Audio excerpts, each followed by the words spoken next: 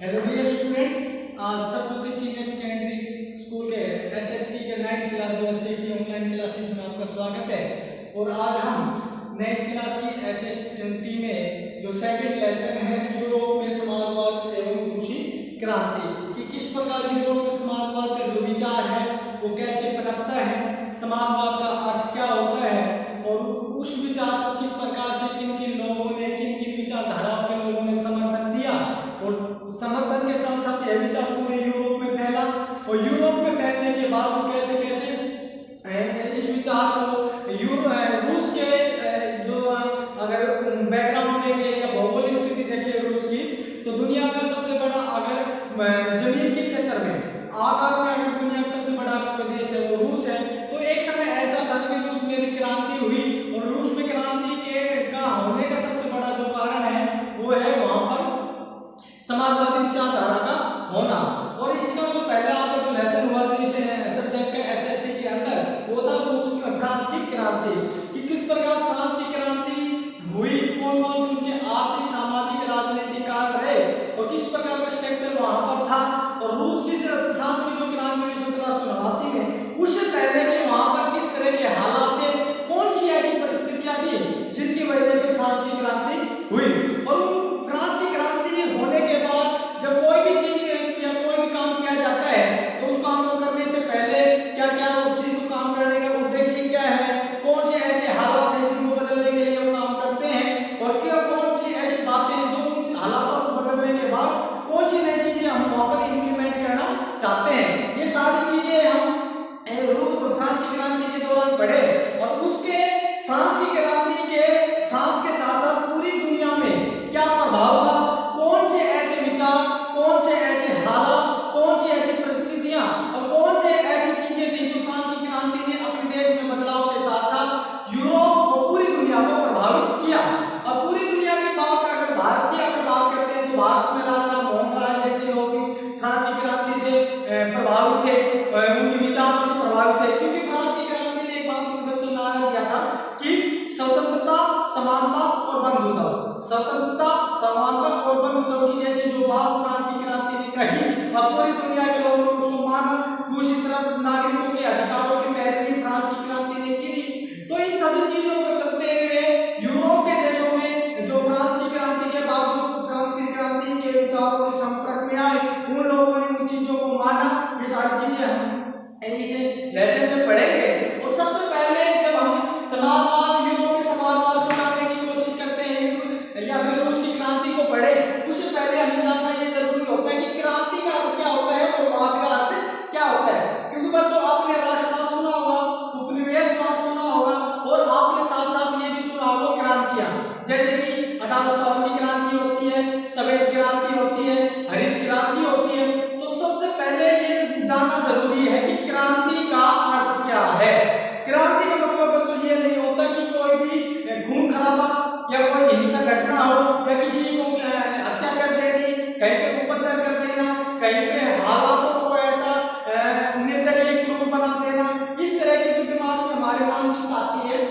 इस तरह का कोई मतलब क्रांति से नहीं होता। क्रांति का सीधा सा और स्पष्ट अर्थ होता है कि जो अवस्था चाहे राजनीतिक रूप से हो, चाहे वो सामाजिक रूप से हो या आर्थिक रूप से हो, किसी भी प्रकार से जो अवस्था चली हुई है उसको बदलने के लिए जब बड़े स्तर पर प्रयास किए जाते हैं, उसको जब बदलाव के लिए सब सभी लोगों के द्वारा संगठित होकर जो अवस्था, जो सिस्टम चला हुआ है उसको हाईएस्ट लेवल पर बदलने का जो प्रयास किया जाता है तो उसको हम क्रांति कहते हैं। वो हिंसात्मक भी हो सकती है, अहिंसात्मक भी हो सकती है, वो कृषि के क्षेत्र में भी हो सकती है, वो दूध के क्षेत्र में भी हो सकती है, वो राजनीतिक भी हो सकती है, वो आर्थिक भी हो सकती है। तो क्रांति का कभी भी हिंसात्मक चीजों से कोई मतलब नहीं होता। राजनीति का वहीं पे प्रयोग किया जाता है जहां पर जो अवस्था चली हुई है उनको बड़े स्तर पर बदलने के लिए प्रयास किए जाए। और आज जो क्रांति होती है वो सफल भी हो सकती है और असफल भी हो सकती है, उसके कोई भी परिणाम निकल सकते हैं, लेकिन बदलाव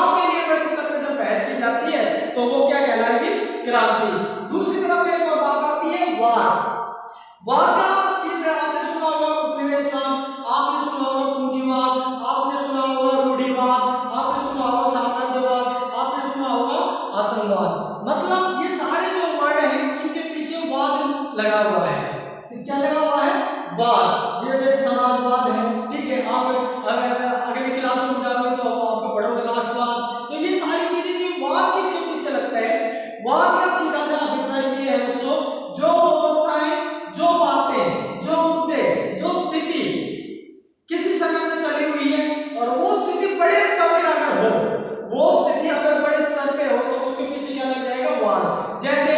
अगर पूरी दुनिया में अंग्रेजों के द्वारा सभी ज्यादातर देशों को गुलाम बनाया गया अपने आर्थिक लाभ कमाने के लिए, और आर्थिक लाभ कमाने के लिए उनके द्वारा जो बदलाव किए गए थे, उन बदलाव को चलते उन्होंने दुनिया के 70 से ज्यादा देशों को गुलाम बनाया, और 70 से ज्यादा देशों को गुलाम बनाने के बाद जब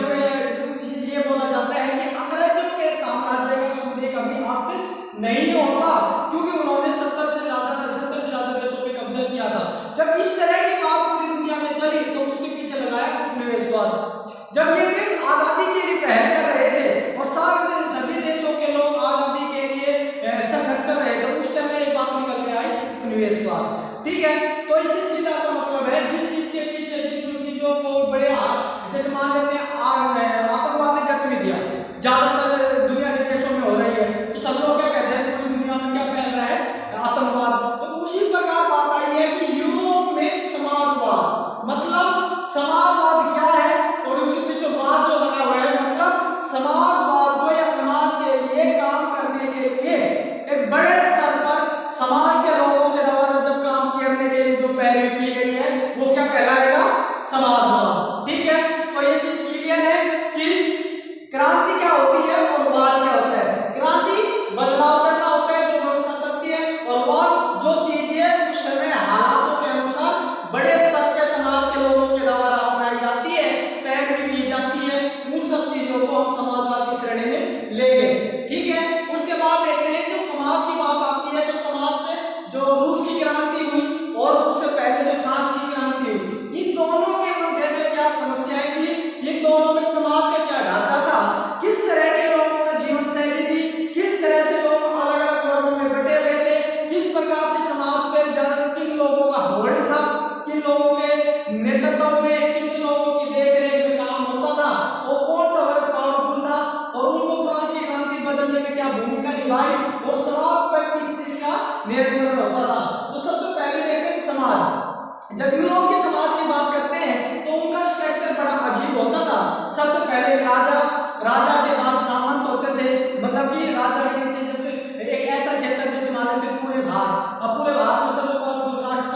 राष्ट्रपति के बाद जैसे प्रधानमंत्री जो सहायक में है, उस प्रकार मुख्यमंत्री, तो मतलब मुख्यमंत्री एक प्रकार से सामंत है और राष्ट्रपति एक प्रकार से क्या है, यह प्रधानमंत्री एक प्रकार क्या है, राजा। तो उसी प्रकार बड़े राजा के नीचे जो छोटे राजा होते थे उनको सामंत कहते हैं, एक निश्चित भूक्षेत्र को नियंत्रण करते थे और समय समय पर राजा को पैसे दे देते थे जो टैक्स इकट्ठा करके, और साथ साथ जब कभी युद्ध होता था किसी देश पर तो वो सामंत अपना सेना के माध्यम से उनका सहयोग करते थे। ये दूसरे नंबर पे आ गया। तीसरे पे आता था कुलीन, पादरी और राजा, जिनको विशेष अधिकार दिया जाता था। इस तरह का सामाजिक स्ट्रक्चर था जिसको फ्रांस की क्रांति ने बदलने के लिए प्रयास भी किए थे। उसके बाद है फ्रांस की क्रांति। जब इस तरह का जो स्ट्रक्चर था जिसके अंदर गरीब और मजदूर का शोषण किया जाता था, और गरीब और मजदूर का जब शोषण किया गया तो उन्होंने बदलाव के लिए पहल की। वो बदलाव के लिए पहल करने में पूरे यूरोप में या पूरी दुनिया में सबसे पहले अगर कोई क्रांति निकल के आई, क्रांति ने पूरी दुनिया को विचार दिए, वो था फ्रांस की क्रांति। और फ्रांस की क्रांति के बाद समाज में नियंत्रण की बात आई तो उन्होंने कहा कि हर व्यक्ति को अधिकार मिलने चाहिए, हर व्यक्ति को अपनी बात रखने का अधिकार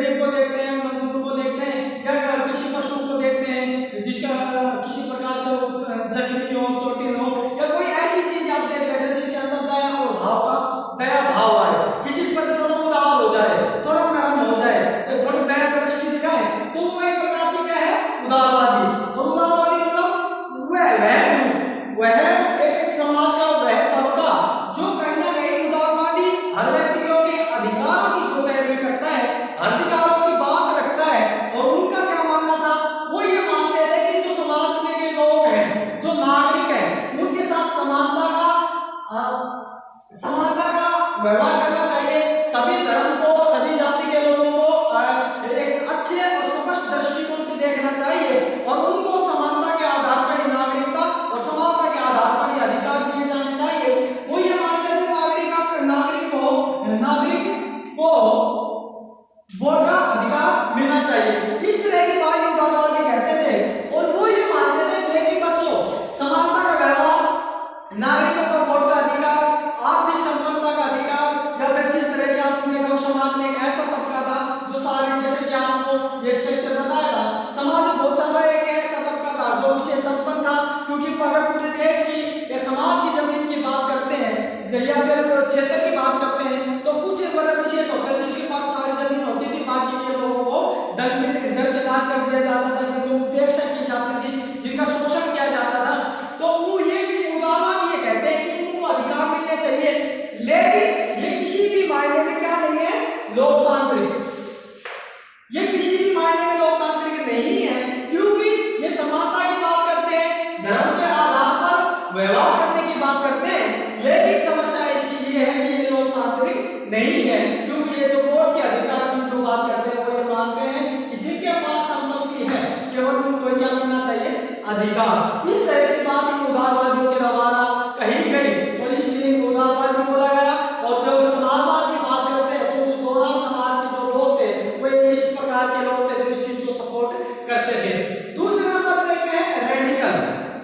ठीक है, रेडिकल की बात यह है कि वो एक ऐसी लोकतांत्रिक प्रणाली या एक ऐसी संसदीय प्रणाली के पक्षधर थे, या वो ये मानते थे कि समाज को चलाने के लिए एक ऐसी संसदीय व्यवस्था होनी चाहिए जिसमें राजा ही सब कुछ ना हो, जबकि वहां के लोगों के द्वारा बहुमत के आधार पर, बहुमत का मतलब क्या होता है बच्चों, बहुमत मतलब होता है एक जिनकी संख्या ज्यादा हो। ठीक है, मत का मतलब विचार, मतलब समाज के ज्यादातर लोगों के द्वारा जिस व्यवस्था को समर्थन किया गया, जिस व्यवस्था को पैरवी करते हैं और जिस व्यवस्था को ये मानते हैं कि ये देश और समाज को चलाने के लिए अनुकूल है, और जब वो सहमति से बनी हुई सरकार की जब वो सपोर्ट करते हैं तो उसको क्या कहेंगे, बहुमत पे आधारित। ठीक है, और साथ साथ रेडिकल इन उदारवादियों से थोड़े कम ज्यादा उदार थे, क्योंकि इनका मानना यह था कि महिलाओं को क्या मिलने चाहिए, अधिकार देनी चाहिए, और ये उद्योगपतियों के विशेषाधिकार के विरोधी थे। मतलब कहीं ना कहीं ये संसदीय जो प्रणाली जो भारत में बहुमत के आधार पर सरकार बनाई जाती है, इस तरह की जो संसदीय प्रणाली है उनको ये सपोर्ट करते थे। साथ साथ ये महिलाओं के अधिकारों की पैरवी करते थे, और जो महिला अधिकार है, महिला मताधिकार, वोट देने के अधिकार से संबंधित जो आंदोलन छेड़े गए,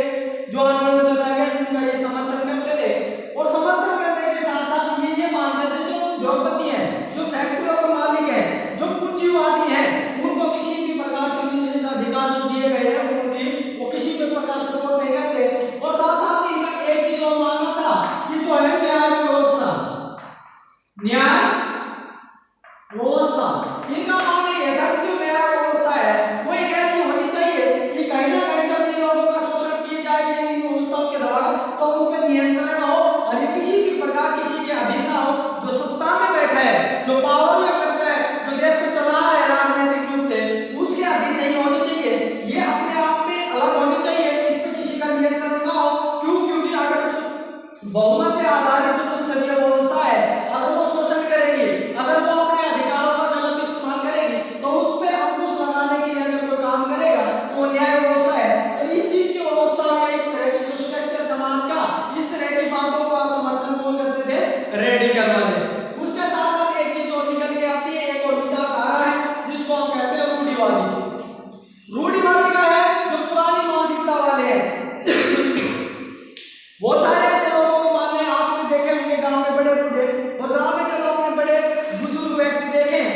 तो उनका मानना ये है कि गांव में जो परंपरा है एक लंबे समय से चली आ रही है, और वो पुरानी लंबे समय से चली वाली मानसिकताओं का जो समर्थन करते थे वो रूढ़िवादी है, जो पुरानी सोच को समर्थन करते हैं, जो सांस्कृतिक आहार व्यवहार में या फिर चाल चलन व्यवहार या व्यवस्था को